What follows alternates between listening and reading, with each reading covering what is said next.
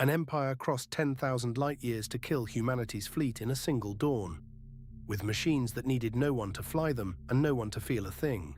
The greatest surprise strike in history, and the worst mistake they would ever make. For 10,000 years, the region had lived up to its name, nowhere more than here. They called that whole quiet arm of the galaxy the Long Calm. Out past the settled worlds and the buoy lines, the stars thinned and the dark went patient. 10,000 years, and it had never once given anything back. At the edge of that quiet, the Ardent Union kept its great fleet base at Halcyon, a blue-green world turning under a mild sun, and the ships of the Wall come home to rest. Sub-Lieutenant Ione Vance had the second morning watch aboard the destroyer Steadfast, and she was thinking about coffee, which tells you exactly how the morning was going. Quiet. The way every morning out here went. It was easier than thinking about the letter in her breast pocket. 3 lines from her brother. He'd made gunnery officer aboard the Concordance. 30,000 tons of her, Dario had written, and I get to say fire. Come see the guns before the fleet stands down. She kept meaning to answer it. There was always time. She hadn't brought the good coffee. There'd been every chance to. That was the part she would keep afterward. All those quiet mornings, and nobody had spent them on anything. From the Steadfast's bridge, the anchorage spread out below her, and in the first light it was something to see. 100 warships and more, riding at anchor around the great lit ring of Halcyon. Grey hulls, cold engines, quiet. The great ships of the Wall sat at the center like sleeping animals. Cruisers ringed them. The small ships, the destroyers and tugs and fuelers, threaded between them like minnows around whales. Dawn came up the way it always did, slow and gold and sure of itself. The rating on the sensor board was a boy named Ellis. Not yet 18, ears too big for his head, still saying "Mom" like the word might break. Right now his voice was climbing somewhere it had no business going. "Mom. Mom, I have a contact." Buoy glitch, Ione told herself, already crossing the deck. Ghost return, a hull fall drifting off the lane. Anything but that. Then she saw his screen. The dark at the far edge of the scope, where nothing was ever supposed to be, wasn't dark anymore. A smear of red, resolving as she watched. It became points, and the points multiplied. 1 became a dozen, 100. A number the board gave up counting and shaded solid. That's not a contact, she thought. That's a wall of red across the outer marker coming on. Run the diagnostic, she said, because the alternative was saying the true thing out loud. It's clean, Mom. Ellis's hands were shaking on the console. They're under power. They're accelerating. He looked up at her, a kid, somebody's kid, and said it plain. They're coming here. 10,000 years, and nothing had ever come out of that dark. So when it finally opened, the people looking straight at it didn't believe their own eyes. Ione believed it. She just wished she didn't. Sound general quarters. Her voice held. She'd have time to be surprised about that later, if there was a later. Signal the flag, signal the net, contact bearing the outer marker, hostile, closing. She made herself say the number, thousands. The klaxon went up over the Steadfast, and then out across the anchorage, one ship and then another, until the whole fleet was awake and screaming. And it was already too late. She'd done everything right, fast as anyone alive could have, and it hadn't mattered, because the enemy hadn't crossed 10,000 light-years to arrive when the alarm did. They'd timed it to arrive after. Out past the marker, the Veran Imperium watched the thing it had bet everything on come true. Everything they had was riding on this one morning. Every tender the Imperium owned, and it owned more than anyone in the calm had guessed, had crossed the emptiness dark and silent. Drives cold, running on momentum and nerve for longer than most navies thought a hull could take, and there were no pilots. That was the secret the Imperium had kept longest and spent everything on.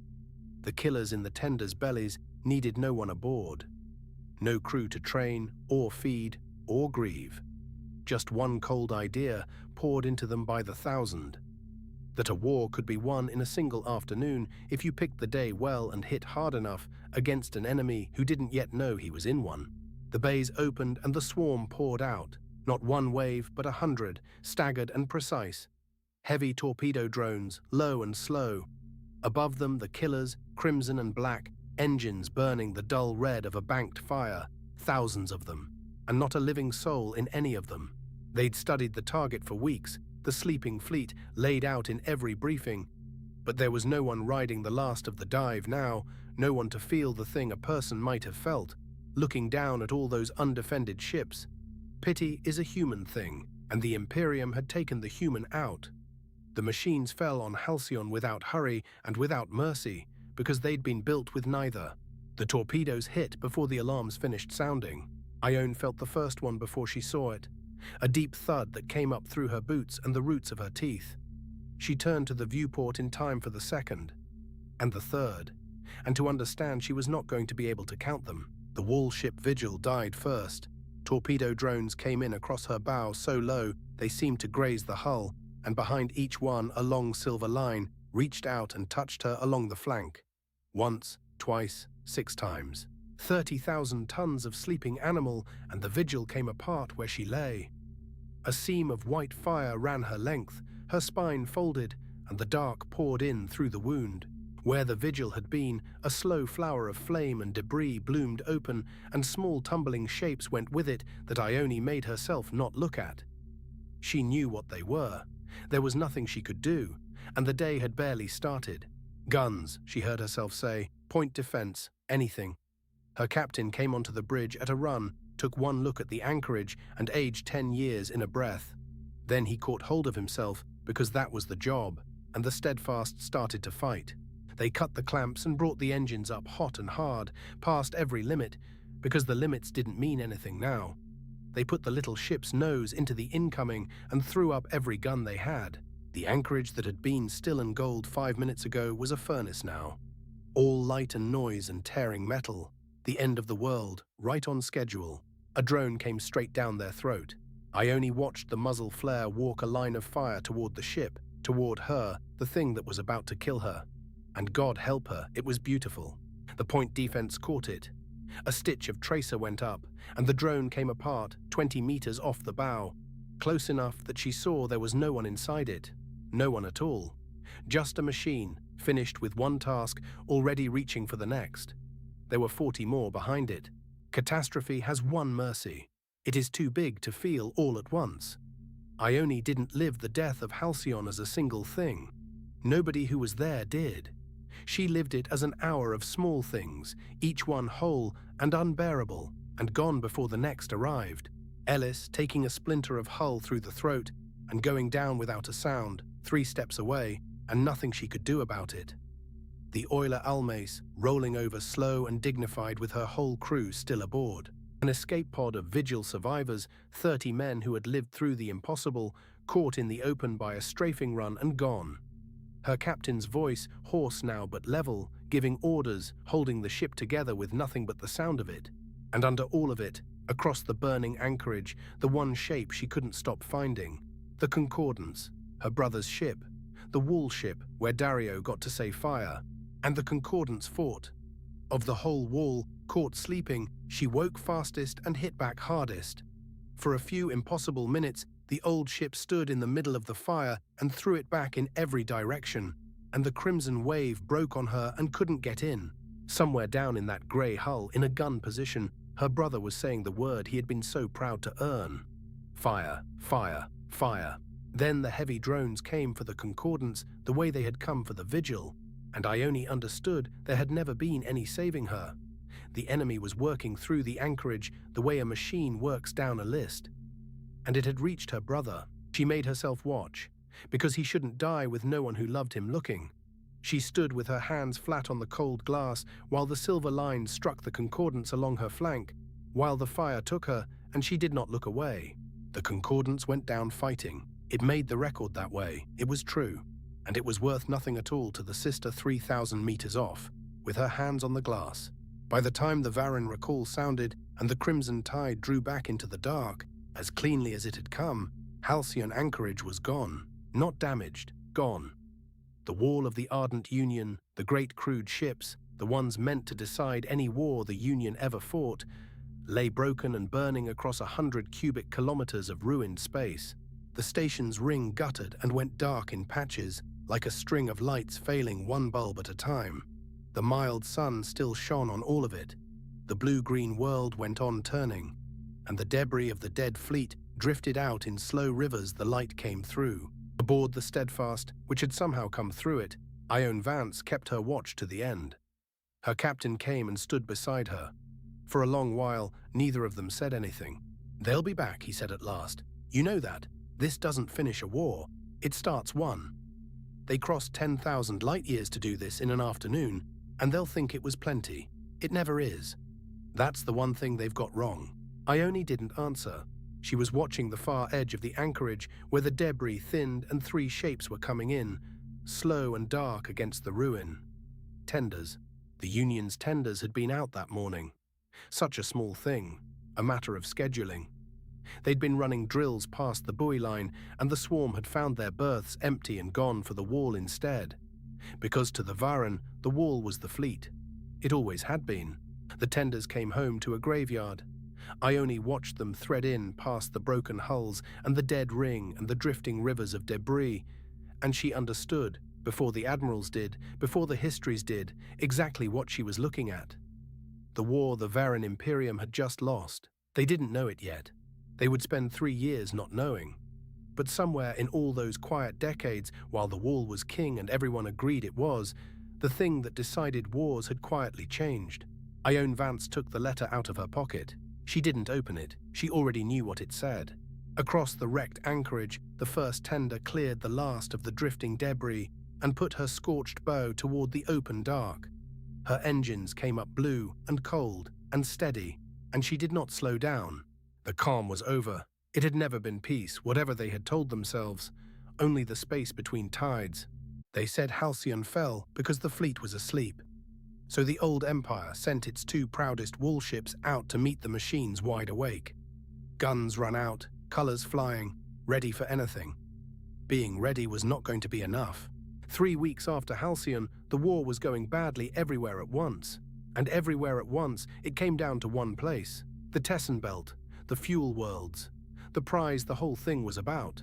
The Diadem sovereignty had ruled the old star lanes for 1,000 years. It did not intend to lose them to upstarts and machines, so it sent the thing it was proudest of. It sent the Diadem's pride. 2 ships, the Sovereign and the Valiance, the finest wallships ever built. 1,000 years of pride in armor and guns, and not one drone between them. The Valiance was the older of the 2 and the faster, a battle cruiser from a war nobody living remembered. Her crews had never lost. They did not expect to start today. On the Sovereign's flag bridge, Lord Admiral Halvard read the reports from Halcyon and saw an accident. A fleet caught asleep at anchor. Careless.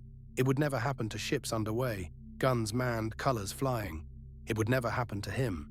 3,000 meters off, Sub-Lieutenant Ione Vance watched the 2 great ships and felt sick. She had seen this before. She had watched it from the Steadfast at Halcyon with her hands flat on the glass. And she had promised herself she would never just watch again. 3 weeks and everything had changed. They'd sent her to the tenders, the drone arm, the part of the fleet the wall officers wouldn't be seen dead in. Somebody's kid work, they called it. Unheroic. She had volunteered, and they'd given her Gull. An old conductor drone, a full generation out of date, slow and half-deaf, and hers. The new units flew themselves. Gull didn't. Gull flew on a hand link on her hand, and Ione had already decided she would never let go of it. Not once. Not ever. The Diadem hadn't wanted them. Lord Admiral Halvard had taken the Union's tender squadron the way you take a gift you find insulting. Keep your toys to the rear, Sub-Lieutenant. The Sovereign will handle the enemy. She always has. So they waited at the rear, where they'd been put. Ione ran her hand over the letter in her breast pocket, the one from her brother she still hadn't opened, and watched the scope and waited for the dark to do the thing she already knew it would do. It came at midday. A rating called the contact, and his voice did the same thing Ellis's had done. And Ione was already moving, already reaching for Gull's hand link, because she knew that sound now. She would know it for the rest of her life. Out past the marker, the swarm came on. Thousands of them, faceless and patient, torpedo drones low and heavy, killers above. No one aboard any of them, nothing to signal, nothing to bargain with, just a wall of machines, doing the one thing they were for. Ione signaled the Sovereign. "Bring the tenders up. Let us put a screen of drones between you and that. Give me 10 minutes. The answer came back cold and certain. "Hold your position, sub-lieutenant. Watch how the wall fights." So she watched. The Sovereign ran out every gun she had, 1,000 years of them, and for one moment it was the most beautiful thing Ione had ever seen. The old Empire, wide awake, ready, magnificent, turning to meet the dark head-on. Both great ships opened up together. The void between them and the swarm filled with fire, a curtain of it, more firepower than the whole Union battle line had thrown at Halcyon. It killed drones by the 100. It was not going to be enough, and Ione knew it, and she watched anyway, because the machines did not care. You cannot frighten a thing that feels nothing. For every 100 that died, 1,000 came on, and they did not flinch, and they did not slow, and they closed the distance the way water finds a crack. The first ones reached the Valiants. Torpedo drones in under the guns, so low along the hull they seemed to graze her, and behind each one a long silver line reached out and touched her. On the Sovereign's bridge, Lord Admiral Halvard watched his consort take 3 hits and said, without quite believing it, that she would ride them out. Wall ships took hits. That was what the armor was for. That was what the armor had always been for. Ione stopped waiting. "Hold position," they'd said. She looked at the Valiants dying 3,000 meters away, and she thought about her hands on the glass at Halcyon, and she opened the hand link and cut her little swarm loose. If they wanted to court-martial her afterward, there would have to be an afterward. Her tenders opened their bays, and the Union's drones spilled out. Not many, a fraction of what the enemy had. But they went where she sent them, and out in front of them all, slow and scarred, and flying on her hand alone, went Gull. The Varan swarm flew a doctrine, perfect, ruthless, and the same every time, because a machine that cannot be surprised also cannot surprise you. Ione had watched it kill her fleet once. She had spent 3 weeks doing nothing but learn its shape. Now she flew Gull straight into the gap she knew would open. Gull did a thing no algorithm would ever do, because no algorithm would ever be desperate enough to try it. It should not have worked. Ione flew it anyway, by hand, by feel, and it worked. And a wave of the killers meant for the Sovereign folded in on itself instead. It didn't save the Valiants. Nothing could have. But for 90 seconds, a scorned little squadron of drones flown by human hands bloodied the perfect machine and brought the old Empire's dying ships a breath. And out there in the fire, somebody in the wall finally saw it. Then the swarm remembered its work. It came back for the Valiants in a mass, low and silver, and this time there was nothing in front of her. 6 hits, then 9, then a number that stopped mattering. The Valiants came apart slowly, the way the very large things always seem to go. Fire running the whole length of her and her guns still firing, and the dark took her, and a war nobody living remembered ended with her. That left the Sovereign, alone now, wreathed in her own fire, still magnificent, still throwing everything she had into a dark that simply absorbed it and came on. Lord Admiral Halvard did not order a retreat. It would not have mattered. There was nowhere the machines could not follow. Ione pushed everything she had left toward the Sovereign. Gull first. She was screaming at her own drones by then, hoarse, not caring who heard, flying past every limit the way the Steadfast had run its engines past every limit at Halcyon. For a ship she couldn't save, because you did not just watch. It wasn't enough. There were too many. The killing wave went in under the Sovereign's guns the way it had gone in under the Valiance's, and the long silver lines reached out, patient and precise, and found the armor 1,000 years of pride had trusted. She took them the way the wall always took them, grandly. One wound and another, each one survivable, all of them together fatal. The finest wall ship ever built came apart the same way the meanest destroyer would have. The machines did not grade on grandeur. On the flag bridge, Lord Admiral Halvard gave the only order left to give, and his voice was that of a man who had aged 1,000 years in an afternoon. Abandon ship, and then quietly to no one. They were never the fleet anymore. Dear God, when did they stop being the fleet? The Sovereign died at the end of the afternoon, in open space, underway, wide awake, with her guns run out and her colors flying, and every excuse in the universe taken away from her. Nobody could say she'd been caught sleeping. Nobody could say anything at all. Ione made herself watch it. Again, but her hands weren't flat on the glass this time. This time they were on the hand link, white-knuckled, still flying, still fighting a thing that could not be beaten, and that, she would decide later, was the whole difference between Halcyon and now. When it was done, the swarm drew back into the dark as cleanly as it had come, the way it had at Halcyon, the way it would 100 times more. It left nothing behind but wreckage, and a lesson nobody wanted to learn. 2 ships, the finest the old Empire ever built. Gone in an afternoon, in open space, underway, guns manned, by machines that had never been alive and never would be. If Halcyon had been an accident, then there was no such thing as an accident. And everyone from here to the old Empire's throne was going to have to face it. Ione's tenders went into the wreckage after survivors because somebody had to, and the wall ships that might have were dead. Her drones herded escape pods out of the debris, gently, the way they'd never been built to. Gull came home last, scarred and half-crippled, still on her hand. They pulled 411 men and women out of the black that afternoon. Diadem crew, old Empire, the kind who wouldn't have shared a mess with a tender officer the day before. Ione logged everyone and thought, this is the reward, not the medal, this. The 411. It was the second time in 3 weeks the swarm had killed the thing the whole galaxy called invincible. Halcyon they could blame on sleep, this they could blame on nothing. The wall was dead. It had been dead for years and simply hadn't been told. And nobody believed it. Not the old Empire throne, not the Union Admiralty, not the men in the mess halls who still called the tenders somebody's kid work. They would spend a year of dying learning the thing Ione had learned in one afternoon on the Steadfast's bridge. Lord Admiral Halvard lived. One of the 411 pulled from a pod by a scorned little drone he'd told to stay to the rear. He came aboard the tender that had saved him, and he could not meet the eyes of the sub-lieutenant who commanded it. He stopped her in the recovery bay. He did not thank her, not in words. He said only, "I saw what your drones did, what you did."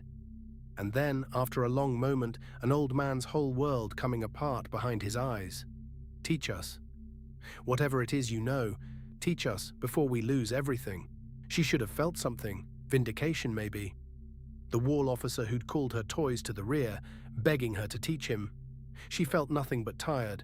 2 more great ships gone, more names for the letters. Being right had never saved anybody. The order came through 2 days later. Lieutenant Ione Vance. She read it twice. She had wanted this once, in another life, on another watch, thinking about coffee. Now it was just a bigger room to lose people in. She pinned it on and went back to work. In the tender's bay, the deck crew wanted to scrap Gull. Too old, too damaged, not worth the parts. Ione told them to fix it, every scorch, every dent. She would fly that obsolete, stubborn, hand-flown machine until one of them stopped working, and she already knew which one it would be. That night she took the letter out again, 3 lines from Dario still unopened. She'd fought this time. She'd flown into it with both hands and given everything she had, and 2 great ships had died anyway, and it still had not been enough. She put the letter back, but something had changed out there in the fire, whether the throne believed it or not. The wall was a coffin now, the swarm decided things. And the only question left in the whole war was whether the machines would decide them, or whether a human hand on a handlink still counted for something. Ione Vance did not want revenge. She had told the prince of her own heart that much, and meant it. She wanted only this, that somewhere ahead, in a battle nobody had fought yet, it would be a human being and not a machine who decided that no one else got to die in the dark, with no one who loved them looking. The Union pulled its tenders back from the Tessen belt because the belt was lost, and everyone knew it. But they did not run. They fell back toward a scatter of dead quiet systems and a name almost no one had heard yet. A place called Kestrel, where, for the first time, the machines were going to meet a human being who had learned to think like them, and then do the one thing they never could. The old Empire mourned 2 ships, the histories would mourn and age, and almost no one, on either side of the dark, could feel the thing that had already begun to turn. The tide was coming in. It always had been, only the space between tides had ever fooled them. This is the one they told in the mess halls afterward, when the news was all bad and they needed something to hold. A frontier rock called Cairn. A garrison the fleet had already written off. and the afternoon, a few hundred dock hands and old crews did the thing the whole Navy said could not be done. They made the machines bleed. Cairn was a rock at the edge of the long calm, garrisoned by the Verge Commonwealth because somebody had to be. A fuel dump, a listening post, a few hundred people who had drawn the frontier's short straw. On every fleet map, it was a dot the staff barely bothered to mark. The man who ran it was a commandant named Bracken. 30 years on the frontier and one boot from retirement. He flew a desk, a coffee ration, and a garrison of dock hands and gunners. He was exactly the kind of officer the Wall never noticed, right up until the day the whole war turned on him. The Verge had always been poor. Out here, nobody could afford the new autonomous units that flew themselves, so the frontier flew the old way, on handlinks. A crew, a stick, a screen. The core worlds laughed at it.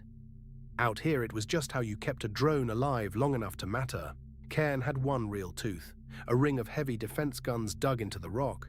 The kind of old fixed batteries the modern Navy had stopped building. Slow to aim.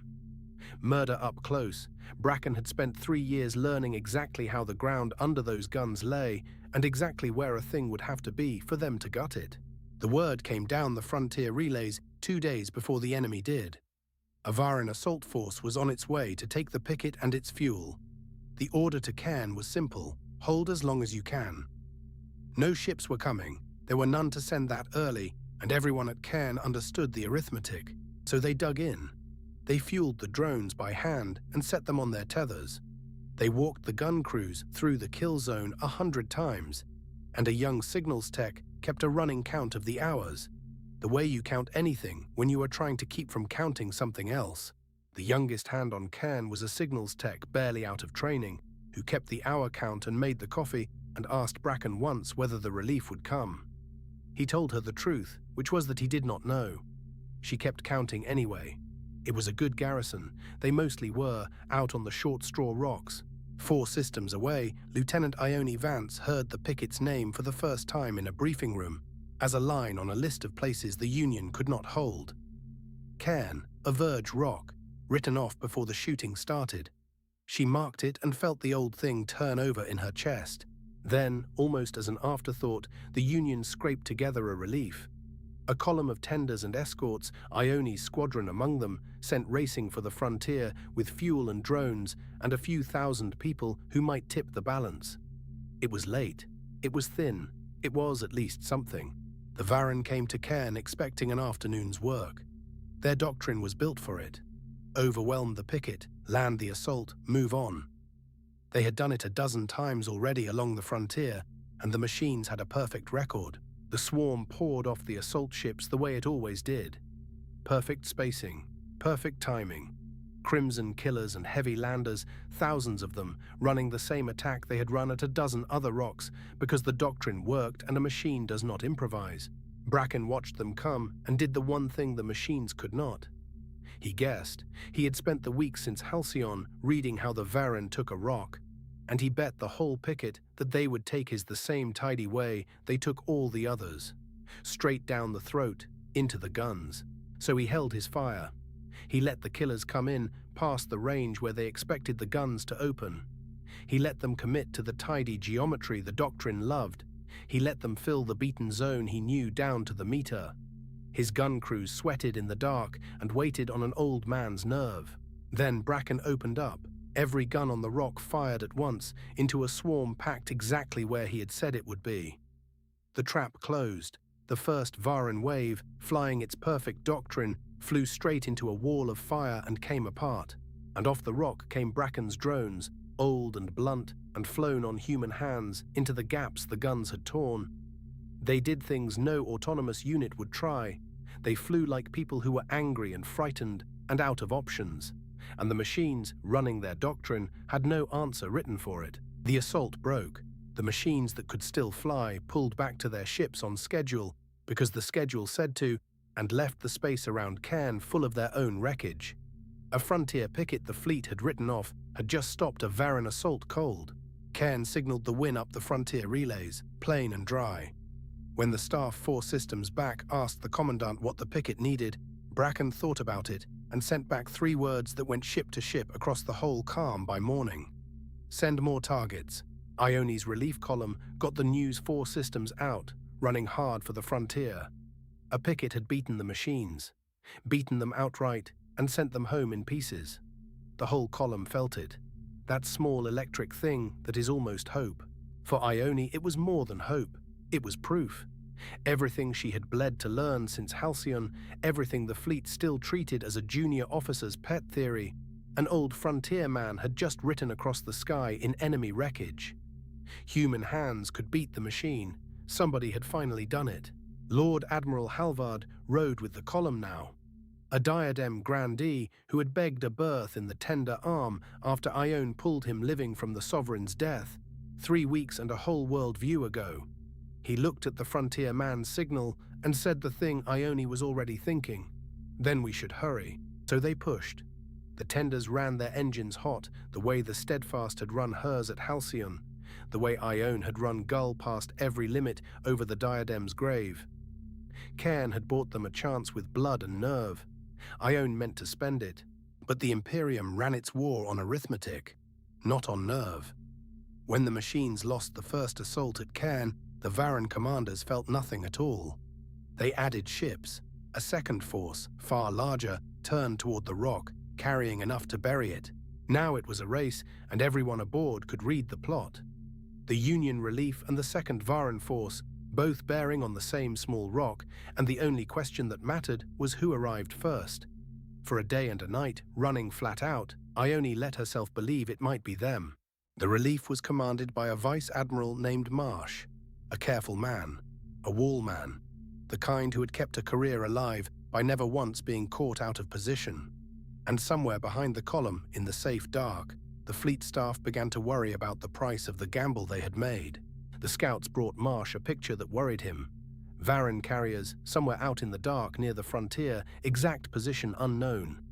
It might be nothing. It might be a fleet that could turn his relief into a second Halcyon. He had to choose between a rock full of strangers and the ships under his own hand. He chose the ships. The recall order came down the column in the middle of the night watch. Turn back. All of it. The relief that was one hard day from Cairn turned in the dark and started home, and left a Picket that had beaten the machines to face the ones that could not be beaten. Ione read the order twice, the way she read every order she hated. She thought about the frontier man's dry 3 words. She thought about a garrison standing on a rock in the dark, watching the relays, waiting for the ships that were now turning around. Something in her went very cold and very quiet. She said her piece up the chain, past every rank between her and the flag, further than a lieutenant should. Halvard said it louder, a Lord Admiral spending the last of his old prestige on it. Marsh heard them out because he was a decent man. Then he told them what careful men always tell you, that the fleet could not be risked for a rock, and that was the end of it. She was a lieutenant with a hand-flown drone and a theory, and he was a vice admiral with a fleet and an order, and the order was to run. Ione stood at the rail of the command bay and watched the frontier fall away behind them, and hated the arithmetic with everything she had. The second Varren force reached Cairn on schedule. From the machine's side, there was no drama in it. Just arithmetic arriving. Where the first assault had brought hundreds, the second brought thousands, and behind them more, in the patient way of a thing that keeps adding until the sum comes out. Bracken fought them the same way, because it was the only way he had. He held his fire and baited them in and opened up, and the guns gutted the first wave of the second assault too. His hand-flown drones tore into the gaps. For one more impossible hour, the rock held. But an hour was all the guns could buy. There were only so many of them. They could only fire so fast, and the second force had been built to soak exactly that.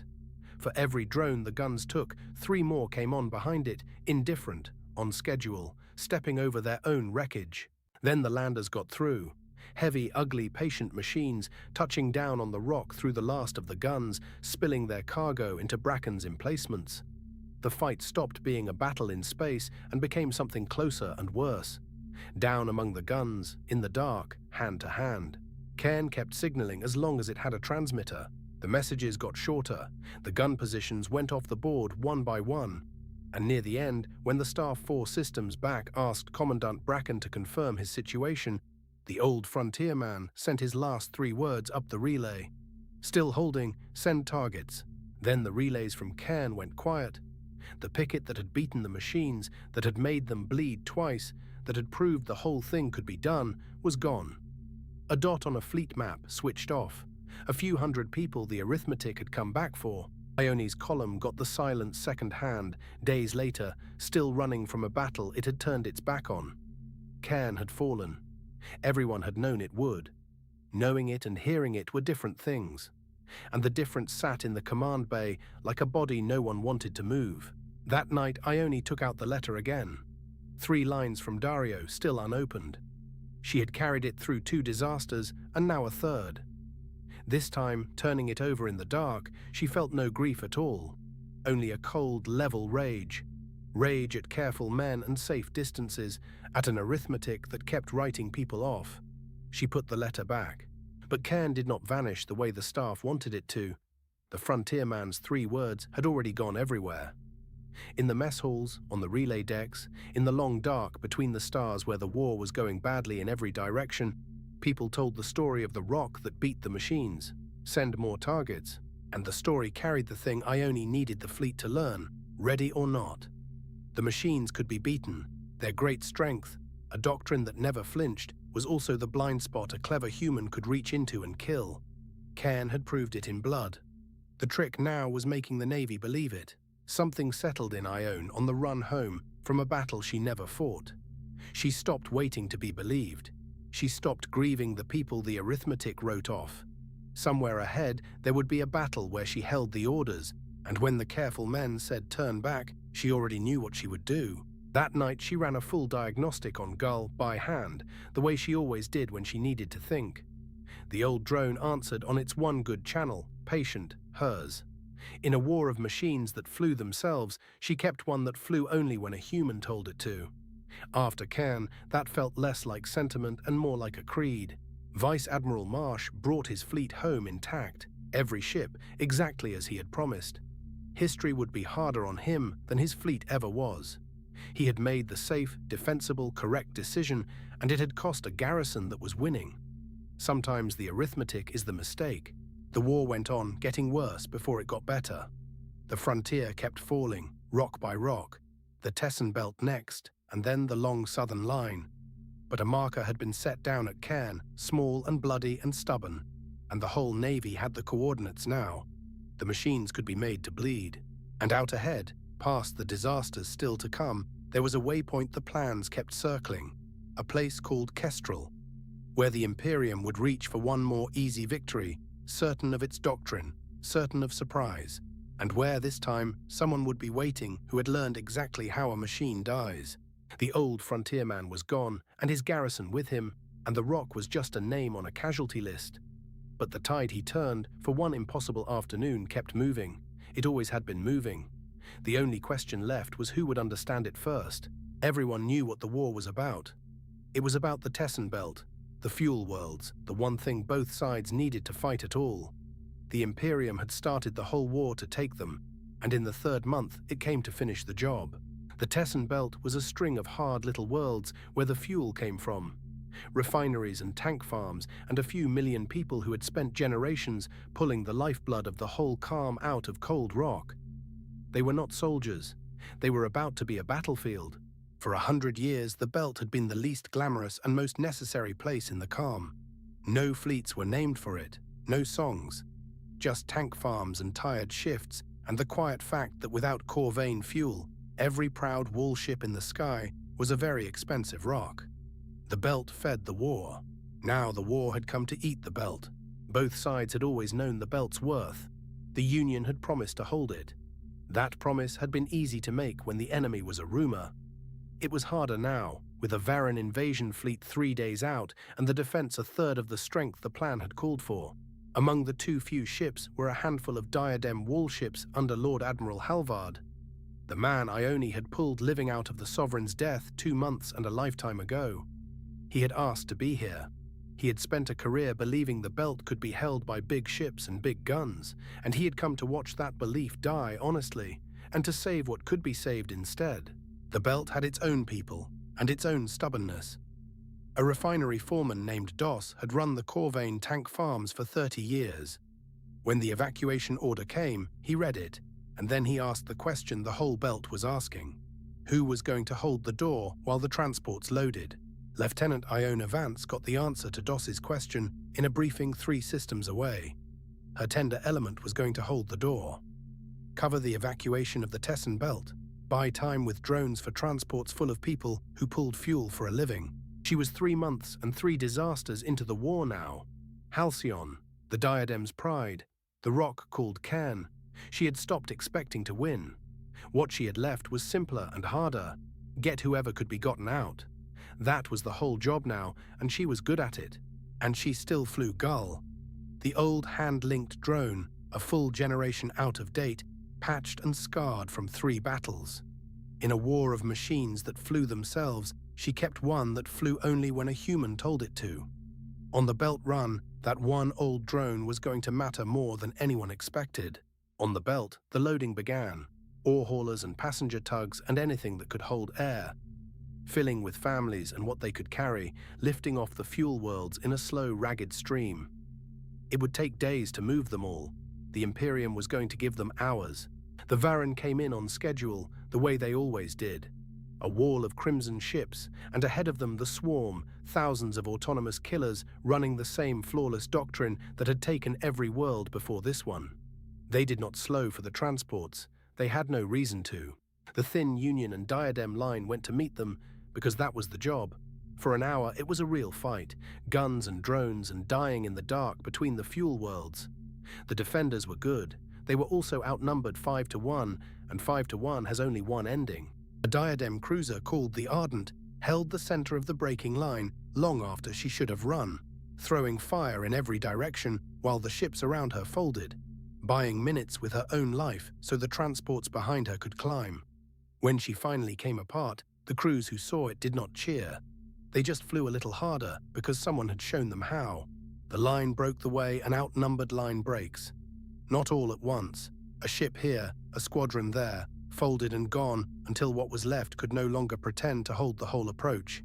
The defenders fell back toward the fuel worlds and the evacuation and Ione's tenders, which put Ione exactly where the plan wanted her, between the enemy and the transports, with a handful of tenders and a swarm of drones and orders to hold the door as long as it took.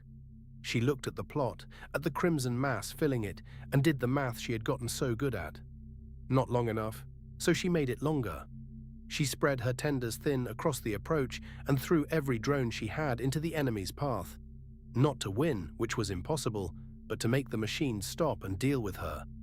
A swarm that has to fight is a swarm that is not shooting at transports. And out in front of it all, slow and scarred and flying on her hand alone, went Gull. Into the gaps, across the enemy's neat geometry, doing the small unpredictable things no algorithm bothered to expect, because no algorithm was desperate enough to try them. The machine slowed to swat at her. Every second they spent was a transport getting away. It worked for a while the way holding actions work. The tenders bled the swarm, and the swarm bled them back, and behind the screen the ragged stream of transports thickened and climbed and ran for the dark. Every hour Ione bought, another few thousand people got out of a war they had never wanted. It cost, it always costs. Tenders she had eaten breakfast near that morning came apart in the dark, whole crews gone in a flash of light, and there was no time to feel it and no time to stop. She logged the losses and held the line and told herself the transports were worth it, because they were. Down on Corvain, Doss and his people worked the loading docks until the enemy was in the sky over their heads. Old men and refinery hands carrying children up the ramps of ore haulers, filling every hold, sending them up into a battle and praying the screen held. Most of them, in the end, sent everyone up but themselves. On one ramp, a girl no older than 10 would not board without a battered tool case that turned out to hold her dead father's refinery tools. A crewman started to take it from her, then looked at her face and carried it up the ramp himself. Small things. The whole evacuation was made of small things people would not let go of.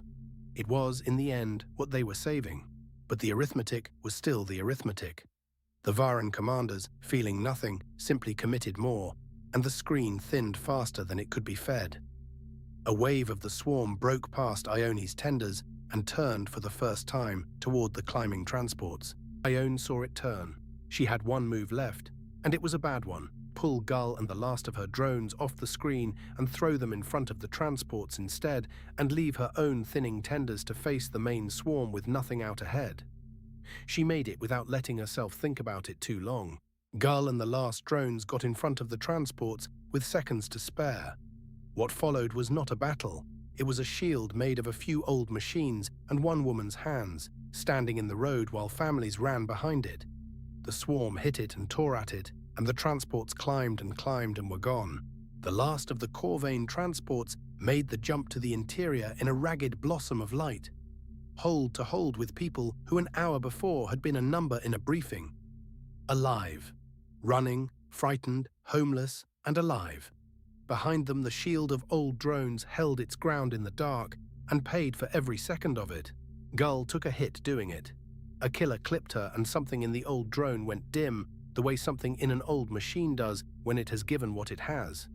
She limped and tumbled off axis on a dead thruster, and Ione, flying her by hand from 3,000 meters back, felt it like a hand going numb. But the transports were away. She pulled what was left back. The screen had done its job. The belt's people were up and out and running for the interior systems. What the screen had not done, could never have done, was save the belt itself. That was already lost, and everyone flying knew it. The Tessen belt fell that afternoon, the way the plan had always secretly known it would. The fuel worlds, the prize the whole war was about, the thing the Union had promised to hold, passed to the Imperium in an afternoon of fire, with the refineries burning and the docks empty, and the last transports a shrinking smear of light running for home. The signal that the belt was lost went out across the fleet in the flat language such signals always use.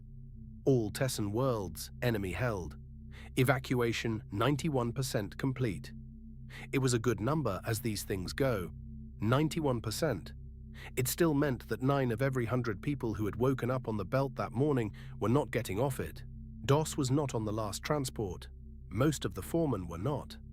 They had spent the hours getting other people up the ramps, and when the ramps closed, they went back to the tank farms with a handful of others and did the one useful thing left to them.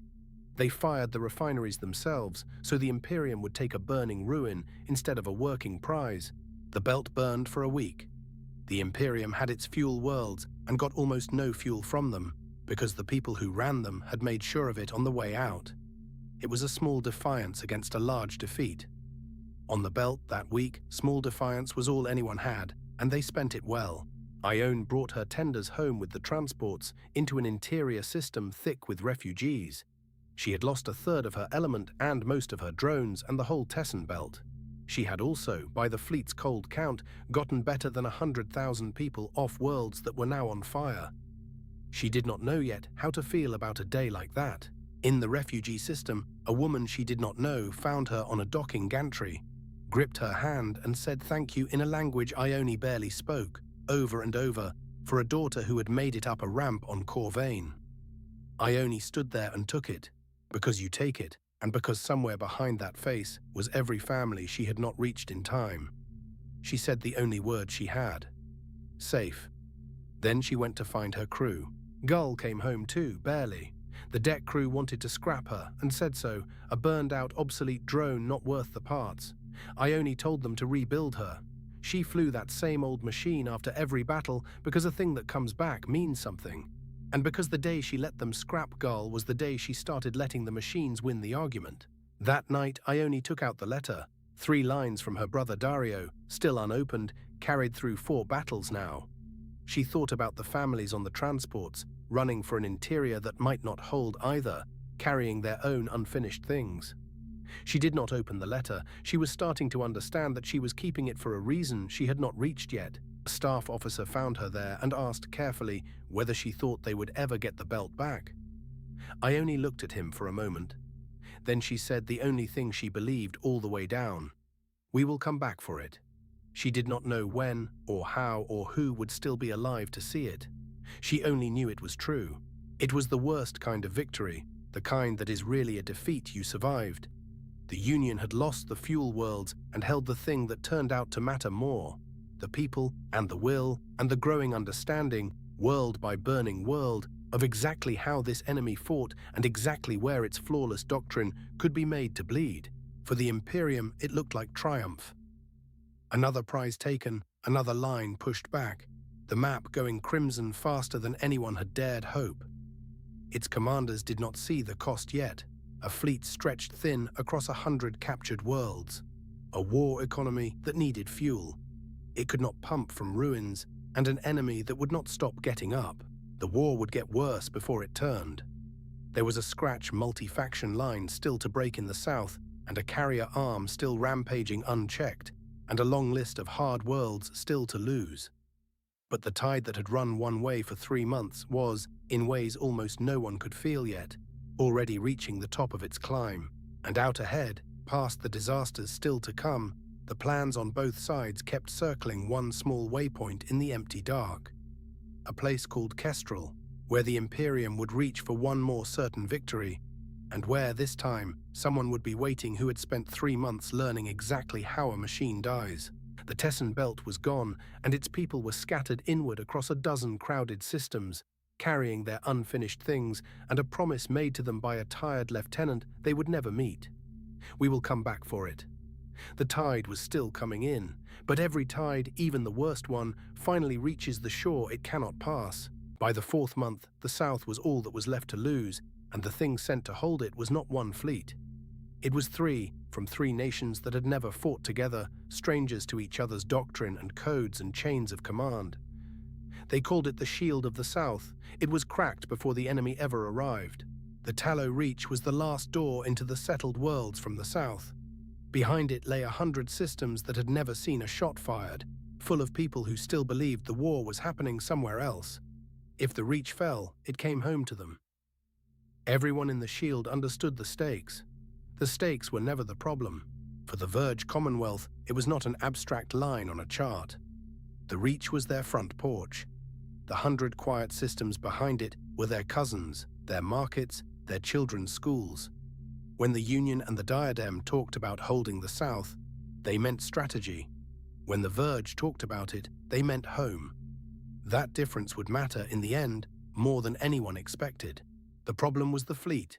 The Union sent what it could spare, tenders and a few escorts. The Diadem sent a squadron of proud old wall ships. The Verge sent everything it had, because the Reach was the Verge's own back door. Good ships, all of them. Good crews. And no 2 of them fought the same way. They could not even agree on who was in charge. The Diadem had the oldest service and assumed it led. The Union had the newest doctrine and assumed it knew best. The Verge had the most ships and the most at stake, and assumed reasonably that a man defending his own door should have the final say. It took 2 days of arguing to give Rel a command all 3 would only half obey. The man given the job of welding them into one was a Verge Vice Admiral named Rel. Grey, plain and stubborn, 40 years in the Frontier Navy, and he had spent the last 4 days trying to get 3 proud services to agree on a single firing plan. He had a coalition. What he needed was a fleet. The friction was in everything. Diadem gunnery officers trained their whole lives to fight in a rigid line, beside Verge crews who fought loose and fast because the frontier had taught them to survive that way. Union tenders whose entire method the other 2 barely understood. 3 right answers, no way to run all 3 at once. Lieutenant Ione Vance brought her tender element into the Reach as part of the Union's share. She had spent 4 months learning exactly how the enemy fought. Now, watching the Shield try to assemble itself out of 3 navies that could barely talk to each other, she began learning something harder. How her own side lost, even when every ship in it was brave. She watched a Diadem captain and a Verge captain nearly come to blows over a single firing lane. Both of them right, both of them brave, neither wrong enough to back down. And she thought about the enemy out in the dark, which would never have that argument, because the enemy was one thing and they were 3. It was the first time she truly understood that unity was itself a weapon. She still flew Gull, the old hand-linked drone, scarred from 4 battles and rebuilt twice. In a fleet that could not agree on anything, that one small machine did exactly what she told it. When she told it, the way she told it.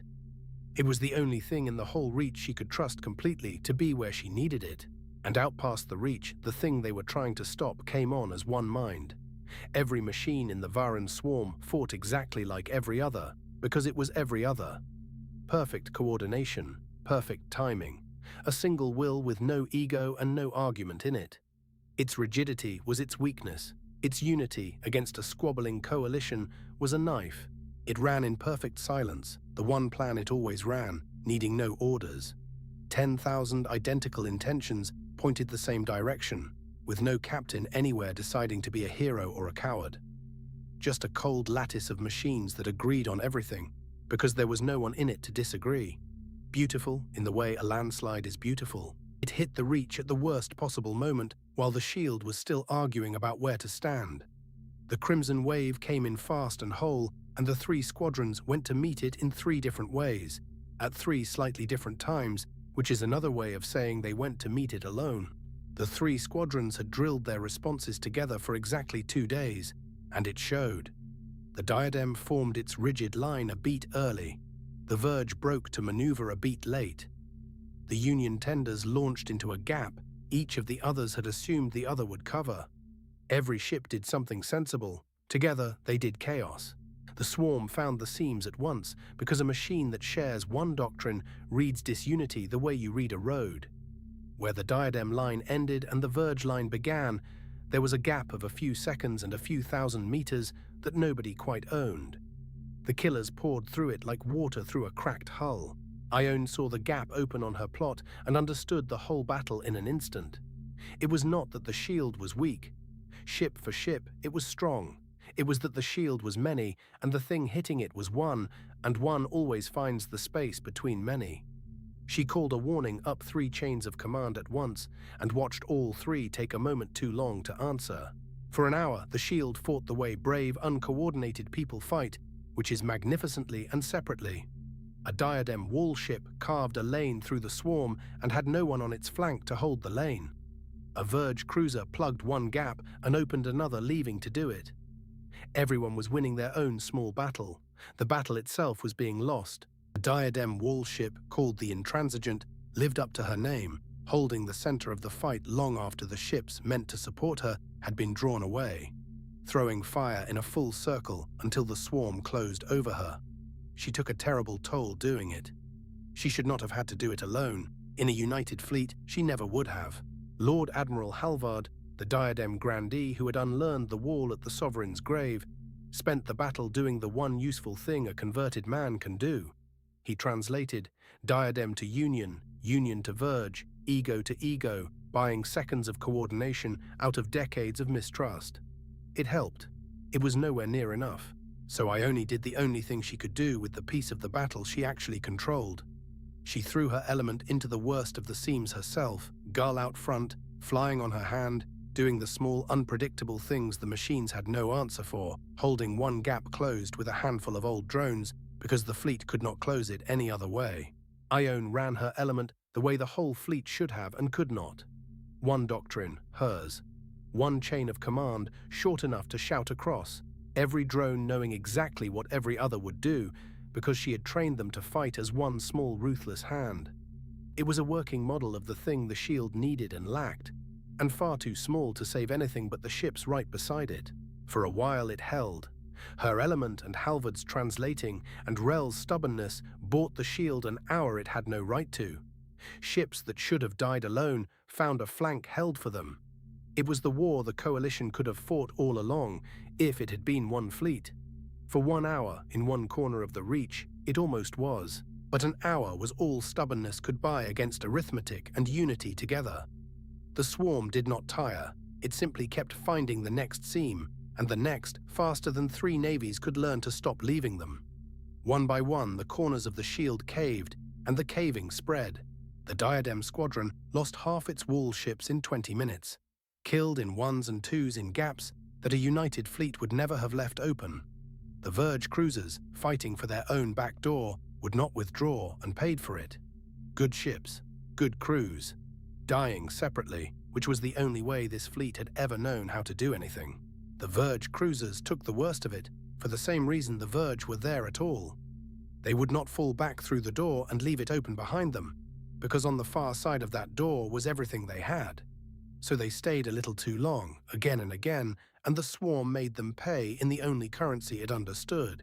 On his flag bridge, Vice Admiral Rel watched the shield he had spent 4 days building come apart in an afternoon, and did the hardest thing an honest commander ever does. He admitted it could not be held, and gave the order to save what was left. Fall back, break contact, live to make the enemy pay somewhere the ground was better. The order went out in 3 command tongues at once, and for the first time all day, all 3 obeyed instantly, because retreat is the one maneuver every Navy drills until it is reflex. There was a bitter lesson in that too, and Rel felt it as he watched his shield come apart in perfect coordination at last. They had finally learned to move as one.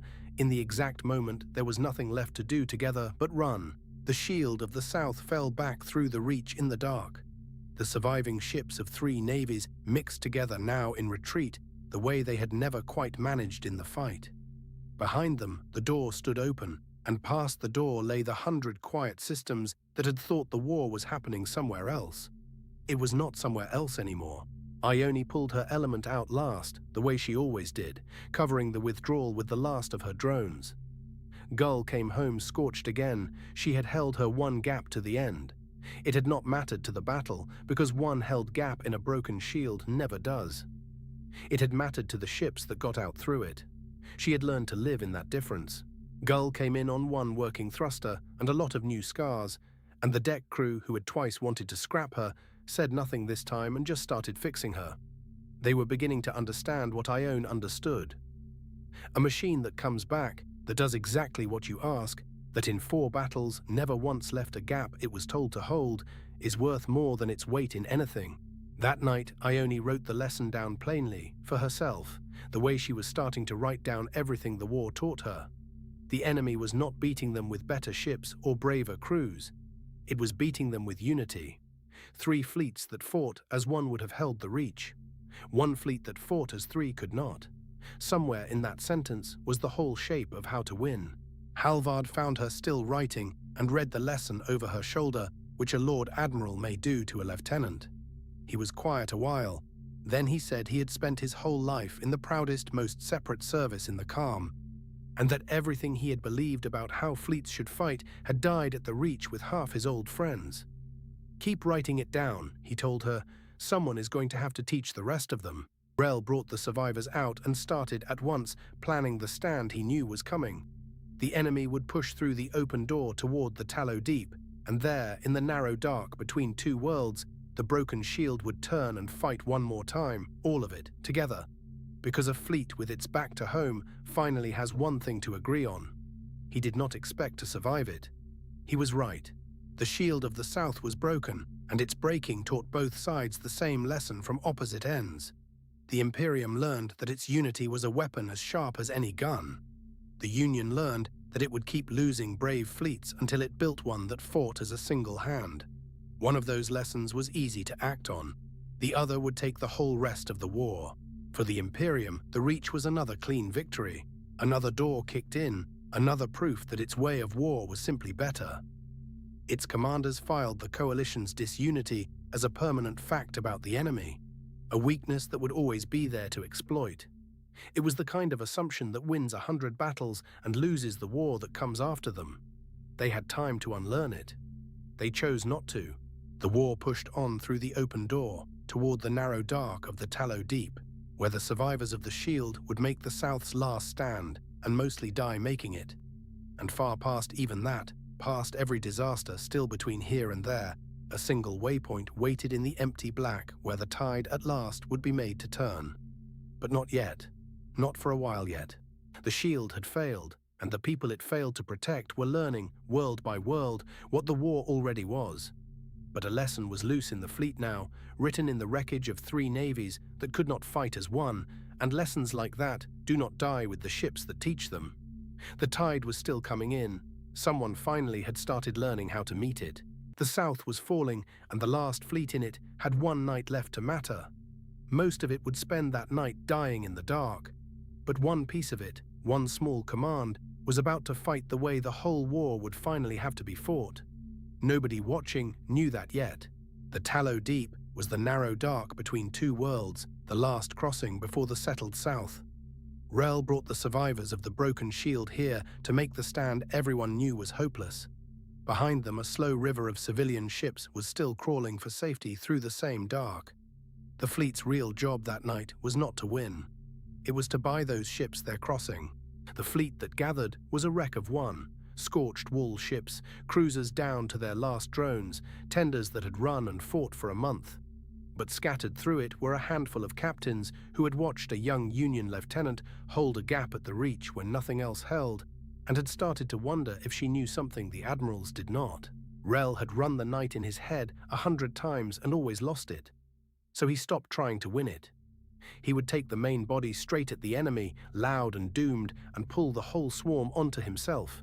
And he would hand the quiet edge of the battle, the corridor the convoy needed, to the one officer who fought the way he wished his whole fleet could. He gave her a real command that night, not an element, a squadron. Her tenders and their drones, 3 cruisers, and the volunteers who trusted her more than their own doctrine. Hold the corridor, he told her, get those ships through. However you fight, fight them all as one thing. Then he took the rest away to die.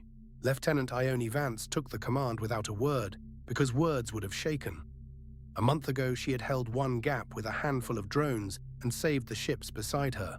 Tonight she had a squadron, a corridor, and a river of frightened people behind her. For the first time, the thing she believed was going to get its chance at a real scale. She was terrified it would fail. Her squadron came together in the dark, and it was a strange-looking thing. A drone tender, a cloud of old killers on their hand links, 3 frontier cruisers whose captains had chosen her over their own admirals. They had never trained together. They had one thing the rest of the fleet never managed. They had agreed tonight to move as though a single mind ran them all. Then the dark came alive. The Varren slid into the deep the way they slid into everything. One silent will with 10,000 hands, reading the black by senses no human crew would ever have. The main body of the coalition turned to meet them head on. And the killing started where Rel wanted it, far from the corridor on him. The swarm went for the loudest thing in the dark, and Rel had made sure that was his flagship. His wall ships opened up in a wall of fire and drew the enemy in, thousands of killers folding around the main body like a fist closing. It was exactly what he wanted. It was also the end of him, and he knew it, and he did it anyway. On the far edge of it, in the corridor, Ione's squadron met a smaller, colder problem. The swarm had left a slice of itself to hunt the escaping ships, and that slice did not care about Rel's fire at all. It came for the convoy in the dark, patient and exact, and it was still far more than she had any right to stop. 2 battles now, in the same dark. The big one, where the fleet died magnificently and drew the swarm's whole weight onto itself, and the small one, quiet by comparison, where a young lieutenant and a squadron that had never trained together tried to keep a road open for people who would never learn their names. In the main body, it was the old wound all over again, 3 navies half-blind and out of step, dying in the order the machines chose. But that was not where the night would be decided, and this time Rel had known it. He had spent his fleet on purpose, to buy a smaller and stranger experiment, its one clean chance. The main body came apart in the dark, a ship at a time, and each one that died bought the corridor another minute. A wall ship split down her length, with her guns still flashing. A cruiser went dark and silent between one breath and the next. They were not thrown away this time. They were paying for something, and at last there was something worth the price. And in the corridor, the strange thing worked. Ione ran her squadron as one hand in the dark. Drones and cruisers and tender moving on a single will, each ship covering the next before the next knew it needed cover. Where the hunting swarm reached for a gap, the gap was already shut. For the first time in the war, a piece of the fleet was fighting exactly the way she had always sworn it could. She flew the old drone herself, out front where it was worst, doing the unpredictable human things the machines could not model. But she was not holding one lonely gap anymore. 3 cruiser captains were reading her moves and answering them unasked. And behind them all a convoy was sliding through the dark, ship after ship after ship, into the safe black beyond. Halvard rode with her squadron, and for once his translating was not a bandage on a broken thing. It was the nervous system of a working one. Diadem to Union to Verge, fast and clean, a converted grandee turning 3 doctrines into a single voice for a lieutenant half his age. He had spent a life in the proudest fleet in the calm. He had never once watched it fight this well. It was neither clean nor free. The corridor cost her. A cruiser took a killer amidships and dropped out of the fight burning. Whole ranks of drones went dark and did not answer. But the line she held did not break because there was no seam in it for the swarm to read. A thing with one will is a very hard thing to take apart. Out in the main battle, the line finally dissolved for good. Rel's fleet was down to islands of fire, each going out in its turn. He watched it from a bridge that was itself coming apart around him, and he made the last decision a commander ever gets to make. If the fleet had to end, it would end going forward. He put out one last order in every code the coalition had, and it was not about himself. Form on the lieutenant. Whatever can still run, run for her corridor and get out. The future of this fleet is the small, strange thing she is doing on the far side of the battle. Then he brought his flagship around toward the heart of the swarm. "I am attacking," he sent, the oldest signal there was. "Follow me." And the wreck of his fleet, the ships too slow or too stubborn to run, came around with him one last time and lit their engines into the dark. They had never once managed to fight as one. They died as one, and they died to buy her the time to prove there was a better way. The charge went in, magnificent and doomed, straight into the heart of the fire. It bought nothing at all for itself. It bought everything for the corridor. Every killer that turned to meet Rel was a killer that was not hunting the convoy, and behind the dying fleet, the last of the civilian ships slipped through the dark and were simply gone. Rel's flagship reached the center of it and came apart around him, section by section, its guns firing from whatever was left, until nothing was left to fire. He had not held the deep. No one alive could have. But he had chosen how to spend his ending, and he spent it on the one thing in that battle that would still matter after the night burned out. The last of him went into the dark in a single silent flash, and the main battle went quiet not long after. 40 years in the frontier navy, and his final act was to bet everything he had left on a young lieutenant's strange idea. It was the finest bet he ever made. He did not live long enough to learn that he had won it. What was left of the coalition did not scatter and die in ones this time. It ran for Ione's corridor. Battered ships that had spent the whole night unable to help each other formed up behind a Union lieutenant and let her lead them out. Because a wallship captain who has watched everything else fail will follow the one thing that worked. Not everyone made it. 2 cruisers took a wrong bearing in the dark and came around a dead moon into the enemy's invasion fleet, hundreds of ships thick across the black. There was no way through it and no way back. The war does not hand out clean victories, and the Tallow Deep was not one. It was only, for the first time, not a clean defeat either. So the 2 of them turned into the fleet and fought until the dark took them both, and they took a shocking toll doing it. No one survived to record how they died, but the ships they had been running beside reached the corridor and lived, carried out on the discipline of a squadron that fought as one. Their dying brought something real. Almost everything in that corridor did. Ione brought her squadron out of the deep at dawn, intact, in good order, a convoy of saved ships strung out ahead of her, and the survivors of a dead fleet formed up behind. She had lost people. She had not lost the corridor. In a war that had been nothing but retreat, she had been handed an impossible job, and she had done it, and every ship around her knew it. The convoy reached the settled dark beyond the deep, and scattered to 100 worlds that would never learn how close it came, or the name of the officer who held the door. Her drones came in, worn down to nothing. She made no speech over them. She had learned in one night that the work itself was the point, and tonight the work had held. The South still fell. That truth did not bend for one good night. Behind the survivors, the deep lay open, and the 100 quiet systems past it had run out of anyone left to defend them. Whole navies had died in the dark to slow a tide that was still rising.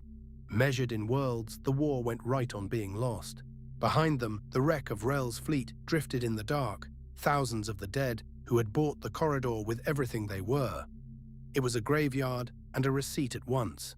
It had paid for a convoy, for a squadron, and for something that had finally been set down in more than a tired officer's private notes. It had been written into what worked. For a month, Ione had argued that a fleet with one will could beat a swarm with none. Tonight, on a small scale, in the dark, she stopped arguing and showed it. A squadron had fought as a single thing and held where whole navies fighting as many had come apart. It was nowhere near enough to save the South. It was exactly enough to change how the rest of the war would be fought. The Imperium took the deep and filed it as another clean victory, and by the grand ledger it was. But something small had gone wrong in the dark that its commanders never wrote down. For the first time, a piece of the enemy had fought their own way better than they did and had gotten clean away to do it again. They did not notice. In time, that blindness would cost them the war. Two things were true of the Tallow Deep by morning. The South was lost and would stay lost for a long and bitter time. And a young officer with 3 cruisers and a cloud of old drones had proven that the machine could be beaten by the one thing it would never have. Both were true. Only one of them would still matter on the day the war ended. This was the floor of the war, the lowest the long retreat would ever reach. Everything after the Tallow Deep would be paid for in the same hard coin, but it would be bought now, not merely lost. Somewhere ahead, past worlds not yet burned, a waypoint waited where a whole fleet would fight the way one squadron had fought tonight. The night the South fell was also the night the answer got loose. The tide that gave the war its name was still coming in, world by world, dark and patient and vast. But a tide can be met. One officer had met a piece of it in the dark tonight and held, and the ships she saved were already carrying the proof outward, faster than any fleet could chase it. The South had fallen. The way to take it back had just been born. By the 4th month, the machines had stopped losing anywhere. They had taken the South, the fuel worlds, the picket lines, and now they turned toward the oldest power in the stars, certain of themselves the way only the undefeated ever are. It was the high water mark of the whole war. Neither side knew that a high tide is the exact moment before it turns. The Diadem sovereignty was the oldest navy in the stars, and it had never once doubted itself. 1,000 years of victories, ships built like cathedrals, a tradition so heavy it had turned into a kind of blindness. They had heard what happened to their proud wall ships at the Tessen approaches. They had decided it was an accident, a thing that befell lesser captains than theirs. At the center of the home fleet rode the Ascendant, flagship of the sovereignty. A mountain of gold and armor that had never in 3 centuries fired her guns in a losing cause. Admirals had been born and buried in her shadow. To the Diadem, she was not a ship. She was a promise, 300 years kept, that the old empire could not fall. The machines had never read that promise and would not honor it. Lord Admiral Halvard came home to the Reaches a changed man. He was Diadem to the bone, a lord of the sovereignty whose line had served the old empire for 300 years. But at the Tessen approaches, he had watched the machines take the sovereign and the valiants apart in a single afternoon, and been pulled living from the wreck by a Union tender flown by a lieutenant half his age. He came home to warn his own people and already knew how they would answer. He stood before the proudest board of admirals in human space and gave them the truth without softening it. The age of the great gunship is over. The machine does not fight the way your fathers taught you to win. Build drones and a doctrine to fly them, or die the way the sovereign died, except all of you at once. They saw a broken man who had lost his flagship. They thanked him and changed nothing. The machines came into the Reaches without slowing for anything. The Varan carrier arm, the drone tenders that had gutted the whole South, drove straight for the heart of the oldest empire and opened their bays. The dark over the home anchorages filled with launching swarms. 1,000 years of peace in the Reaches ended between one watch and the next. There was no warning worth the name. One watch the Reaches held the calm they had held for centuries. The next, the black was thick with killers, thousands of them, pouring out of the tenders in a tide that had no front, only depth, and all of it pointed inward at the shining old fleet that had never learned to be afraid. The Diadem did the one thing it had spent 1,000 years perfecting. It formed the wall, the grand line of battle, cathedral ship beside cathedral ship, in a rampart of armor and guns that stretched clear across the dark, colors flying, every barrel run out. It was the most beautiful thing in the history of war and the most obsolete, and it advanced into the swarm certain it would win. The machines took that line apart the way weather takes apart a statue. There was no duel, no exchange of honor, no moment when the old skill could tell. The killers were simply everywhere at once, faster than a gun could track and more numerous than a hull could hold off. And the grand wall of the sovereignty began to come apart along its whole length. In the first minutes of a battle it had been sure it owned. The Ascendant led them in, as she had led every fleet for 300 years. And the machines killed her first because she was the largest thing on the plot. They did not care what she meant. They came at her from every angle at once, 1,000 small deaths, finding every seam in 3 centuries of armor, until the flagship of the sovereignty came apart in the dark, with her guns still firing and her colors still lit. The promise ended, and the Empire watched it end. There was no rage in how the machines did it, and that was the worst of it. They took the grandest fleet in human space apart with the flat patience of a tide clearing a shore, each ship handled in its turn, none given more or less than the exact violence needed to end it.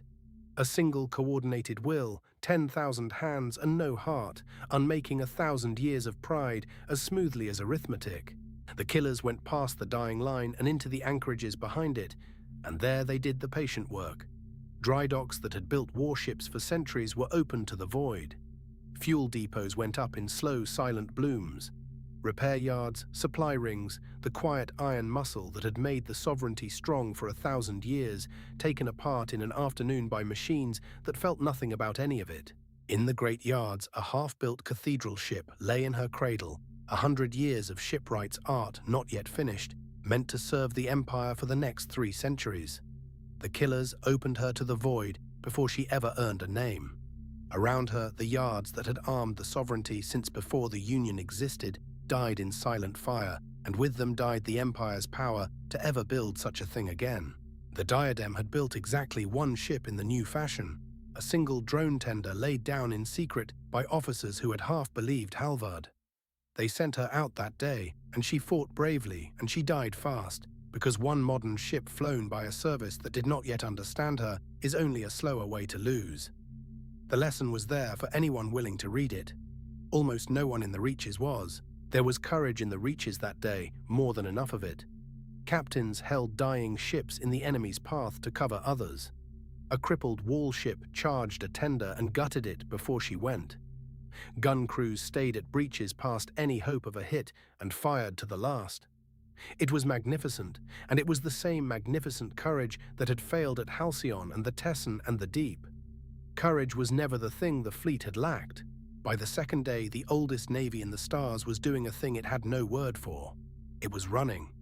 What survived of the home fleet pulled back into the deep dark of its own reaches, scattered and stunned, leaving its anchorages burning behind it. The machines chased loosely. They had already proven the only point that mattered. Nowhere was safe now. Behind the retreating fleet, the reaches burned, and it was a strange and terrible sight. The home stars of the oldest empire lit by the slow fires of their own anchorages. Stations that had stood for centuries drifted dark and broken. The proud old capital of human power in the deep looked for the first time in its long history mortal. Everyone who saw it understood the thing at last. No one was safe. Everyone in the Reaches finally knew it. This was the high tide of the whole war. The machines had beaten every navy that stood against them, taken every prize, humbled the oldest power in human space inside its own home. From the fuel worlds to the Diadem Reaches, the black belonged to the Varan, end to end, and there was not one fleet left anywhere that could meet them and live. On every chart in the calm, it was already finished. On every chart in the calm, the war now told one story. A red tide from edge to edge, every anchorage taken or burning, every fleet beaten or in hiding, and nowhere left, from the Tessen belt to the oldest Reaches, that the machines could not go as they pleased. Staff officers in a dozen navies drew the same conclusion in the same quiet horror. By any measure a war is measured by, this one was lost. And that was the moment the rot set in, though no machine and no Varan commander could have felt it. An enemy that has never lost stops being able to imagine losing. They wrote each victory into the record as proof of a law, filed the whole of human resistance as a settled thing, and began very slightly to stop watching as closely. Certainty is the one weakness a perfect machine can still inherit from the hands that built it. So the Imperium did the thing that undoes every conqueror. It relaxed by a hair in a way no report would ever record. Its patrols ran a little looser, its planners assumed a little more, its perfect machines were aimed with a little less care, because what is the point of vigilance against an enemy already beaten? The swarm had not changed at all. The certainty behind it had, and certainty was the crack. Something else was moving in the dark that season, quieter than a fleet and far harder to kill. A story. A Union lieutenant, they said, had taken a scratch squadron into the slaughter at the Tallow Deep and brought it out whole, with a convoy behind it, by making a handful of mismatched ships fight as one hand. In wardrooms across 3 beaten navies, officers who had run clean out of hope began to ask the same question. How? The tale did what no fact on a chart could. It gave the tired a thing to want. Ship to ship, watch to watch, the story of the deep passed through the beaten fleets, and in the passing it stopped being a rumor and became a question with an answer inside it. If one lieutenant could hold with 3 cruisers and a cloud of old drones, then the machine was not unbeatable. It had only never yet been fought the right way. For the first time, Halvard found people willing to listen. Not the old admirals who would go to their graves proud and wrong, but the young ones, the survivors, captains who had watched everything they trusted fail and were ready at last to trust something else. He stopped warning and started teaching. The wall is dead, he told them, and here is the thing that replaces it. And a woman half your age has already proven it works. What he taught them was not complicated, which was why the proud had missed it through 4 months of dying. Not more ships, not better ships. One will running all of them, a single hand closing every gap before the enemy could find it. People deciding fast where the machines only executed. It was the Union lieutenant's method, set down at last by a Diadem lord, and it began, quietly, to grow from a rumor into a doctrine. Word of her spread faster than she did, and she was among the last to hear it. Lieutenant Ione Vance, who still thought of herself as a junior officer with an old drone and a stubborn idea, was becoming a name in fleets she had never served in. A small, hard proof that the machine could be made to lose. She did not feel like a legend. She felt like someone with a great deal of work still ahead of her. So there were 2 wars now, running in the same dark. The visible one, where the machines won everywhere and every chart said the same hopeless thing. And the quiet one, made of a rumor and a method and a growing handful of officers who had started to believe, spreading ship to ship far below the level any Varan sensor could read. Only one of those wars was over. The Imperium was winning the wrong one. None of it showed on a Varan plot. The machines counted hulls and guns and anchorages, everything a sensor can read, and by every number they had already won. A change of mind did not register. They could not see a method moving through wardrooms, or a lord teaching what a lieutenant had proven, or the moment a beaten fleet stopped believing it was doomed. The one decisive thing in the war was the one thing the machines had no instrument for. High on its own certainty, the Imperium reached for the last thing left uncounted. Out past the burned reaches, its planners drew a line toward a quiet waypoint the war had not yet touched, a place called Kestrel, where they meant to force the enemy's last real strength to battle and finish it for good. It was a bold plan and a sound one. It was also the first mistake they had made in the entire war. The plan was clean and bold and exactly what a winning fleet ought to do. Find the enemy's last strength, force it to fight at a place of your choosing, and end it. What the Varan charts did not show was that a killing ground works in both directions, and that an enemy who has finally learned to fight as one hand is at his most dangerous in the exact moment a confident foe comes looking for him.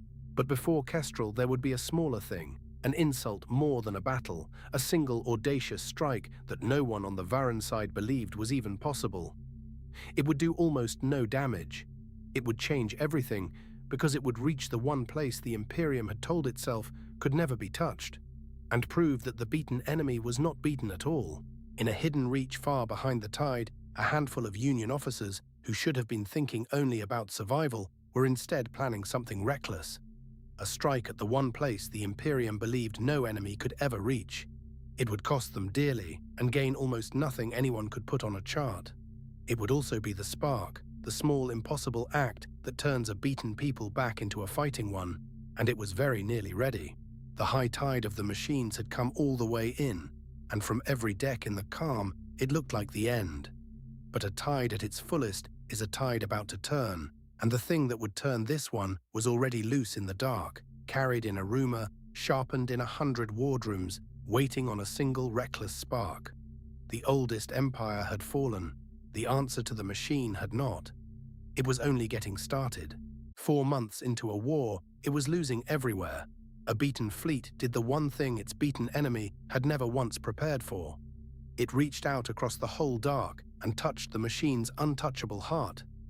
The blow did almost no damage. It changed the course of the entire war because it proved a thing the Imperium had staked everything on being false. The enemy was not beaten. The enemy had barely started. The idea was almost insulting in its smallness. The whole weight of the war sat on the wrong side of the ledger. Every fleet beaten or hiding, and a room full of tired Union planners answered it with a plan to send a handful of ships an impossible distance to scratch the one world the enemy believed could never be scratched. It would not win anything. That was never the point of it. Varan Prime was the heart of the machine, the world that built the swarms, and in 4 months of war, no human ship had come within 100 light-years of it. The Imperium had told its people and itself that the homeworld was simply beyond reach, a fact as settled as gravity. A whole empire's certainty rested quietly on that one belief. No one had ever thought to test what would happen if it broke. The distance alone should have made it impossible. Varan Prime sat deeper in enemy space than any Union ship had ever gone and lived, a crossing so long that half the plan was simply arithmetic, fuel and time, and the exact bending course that would thread a strike force through 100 patrol zones without ever being seen. On paper, it barely closed. In the room, no one said the obvious thing, which was that the paper was generous. They asked for volunteers and were blunt about the odds, which were bad. The ships that went would go light and fast and mostly alone, too far out to be supported, too deep in to be recovered if it went wrong. More crews stepped forward than there were berths. A beaten fleet, it turned out, was full of people who had been waiting a long time for someone to finally ask them to hit back.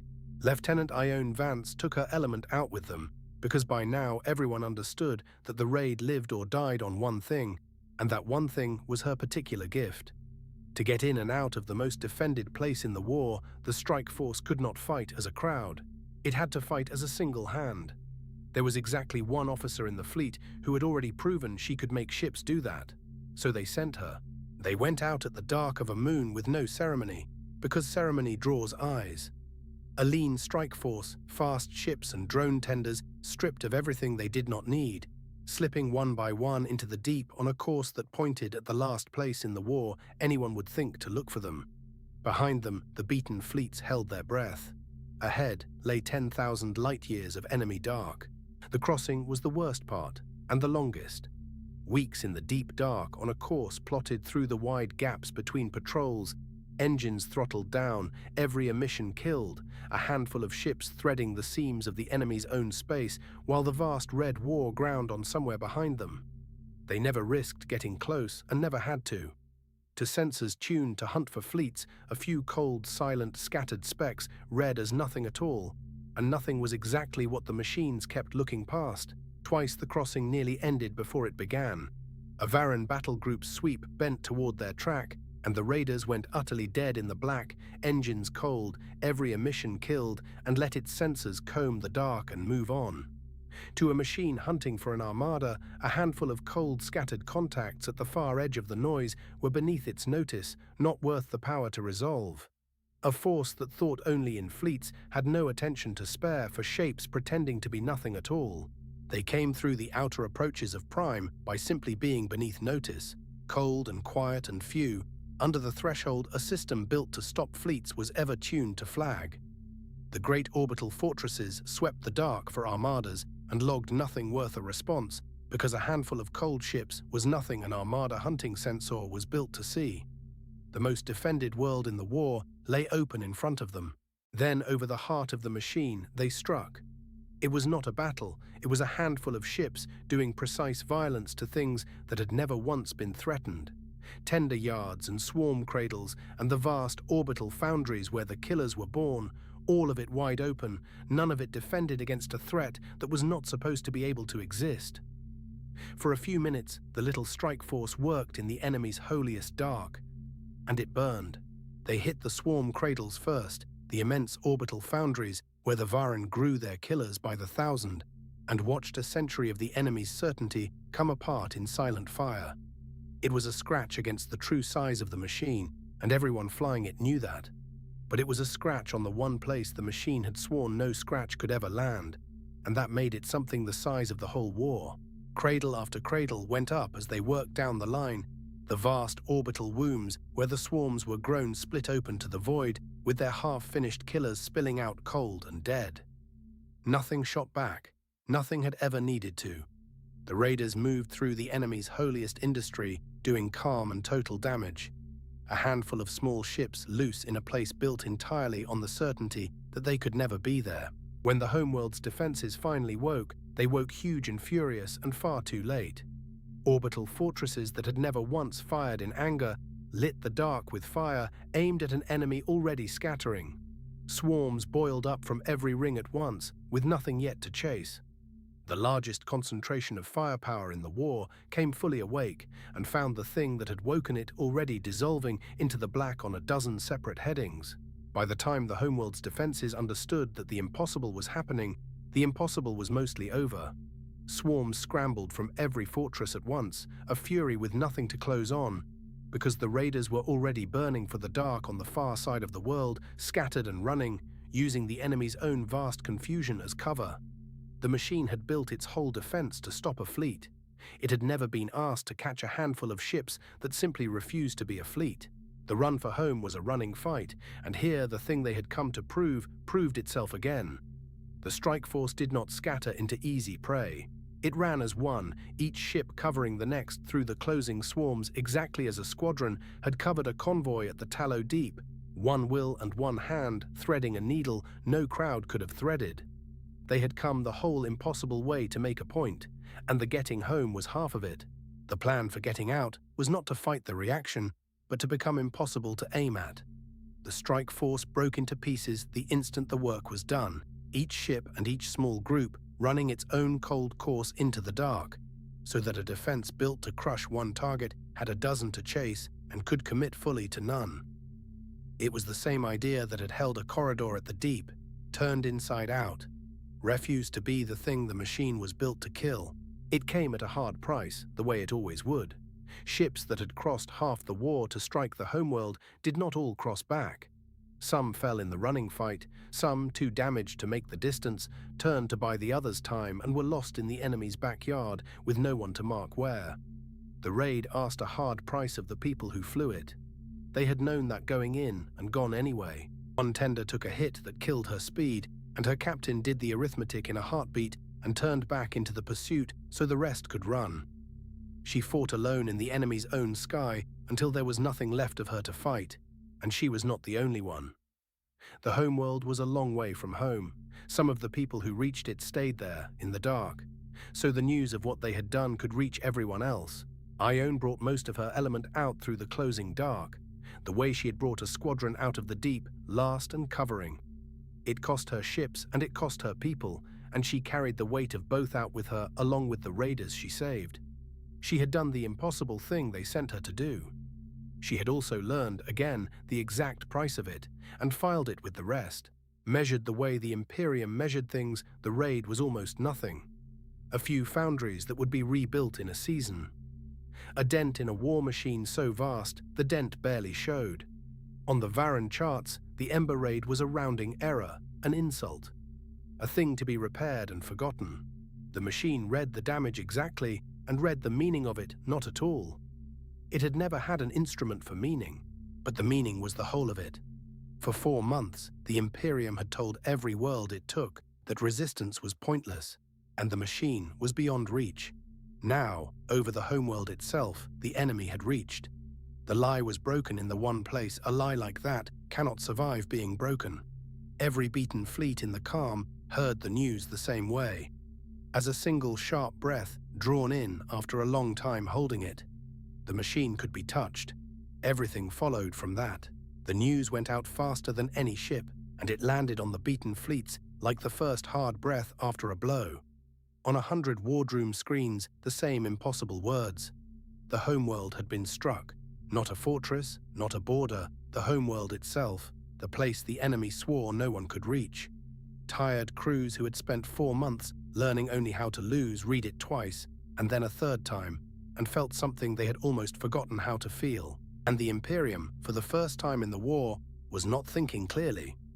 A machine feels no shame, but the people who command the machine do, and the raid on the homeworld was a wound to something older and stupider than strategy. It could not be allowed to stand. The enemy that had done it had to be found and destroyed at once, wherever it hid, whatever the cost. Certainty had become the crack, and now pride widened it. So the machine did the thing the raiders could not have dared to plan for. It took the bait it did not know was bait. To draw out and finish the enemy's last real strength, the Imperium committed its main fleet to a single decisive stroke at the quiet waypoint its planners had already marked. A place called Kestrel, and it went in certain and angry, and for the first time in the war, not quite looking where it stepped. And so the greatest fleet the war had yet assembled began to move, not with the cold patience that had won it every battle, but with something new and human and fatal running underneath. Haste. It gathered its strength, aimed itself at a single point, and drove for Kestrel to end a war it still believed it had already won. Certain of everything except the one thing that would matter, which was whether it was still looking as carefully as it used to. This was the hinge of the whole war, though almost no one alive that day could have named it.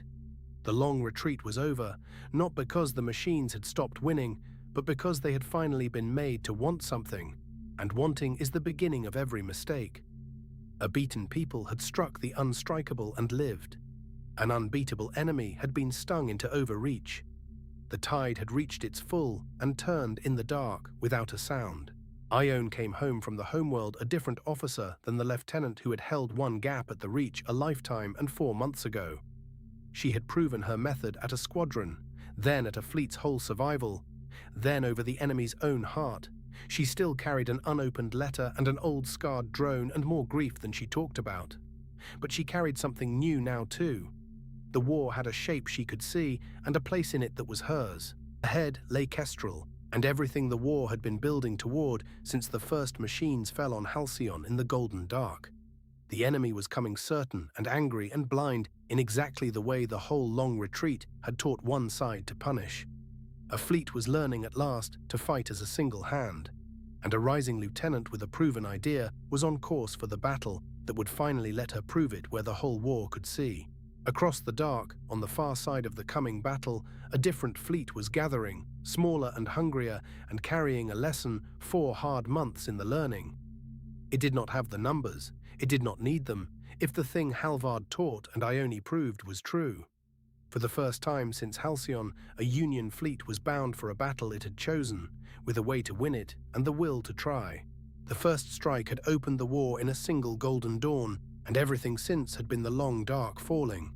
But the dark had a bottom, and the fleet had found it, and begun, ship by ship and lesson by hard lesson, to climb. The tide that gave the war its name had come all the way in, and started at last to go back out. What it would carry with it when it went, no one yet knew. But the turning had begun, and it had begun in the dark, with a spark.